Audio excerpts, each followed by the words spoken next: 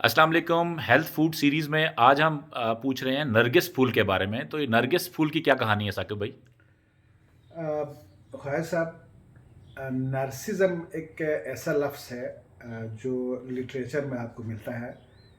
नरगिसियत कहते हैं उर्दू में उसे। हुँ, हुँ। नरगिसियत उस रवैये को कहा जाता है जिसमें इंसान सिर्फ अपनी खूबी, अपनी खूबसूरती को देखता है, हुँ। अगले को इग्नोर करता है, अगले की खूबसूरती को वो कोई चीज़ समझता ही नहीं है।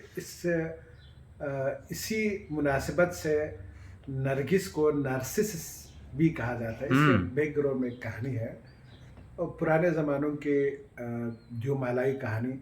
उसमें ये बताया गया है कि एक खूबसूरत नौजवान, बहुत ही खूबसूरत, वो अपने खूबसूरती को एक दिन उसने पानी के लहरों के अंदर अक्स की सूरत में हाँ। उसने देखा और वो अपनी खूबसूरती के ऊपर खुद फ़रेफ़्ता हो गया। हुँ।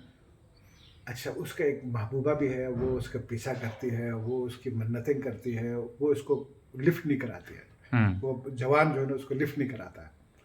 ये कैफ़ियत कुछ अरसा रहा।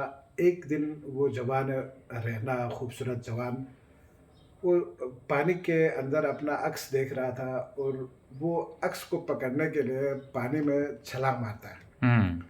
वो जवान उधर मर जाता है। उस जवान के मरने की जगह पे जो फूल पैदा हुई है ना, वो कहते हैं कि ये नरगिस का फूल था। हुँ।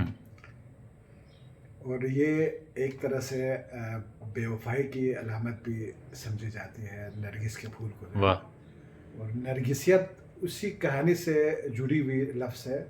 अंग्रेज़ी में भी नार्सिसिज़्म कहते हैं, इसी रवैये को कहते हैं। हुँ। लिटरेचर उर्दू, अंग्रेज़ी दोनों में ये लफ्ज़ मौजूद है और उसके नरगिस के बैकग्राउंड में नोमेनक्लेचर की कहानी जो है ना ये है। माशाल्लाह, very good, excellent. Health food के सिलसिले की ये सीरीज़ थी। Stay tuned.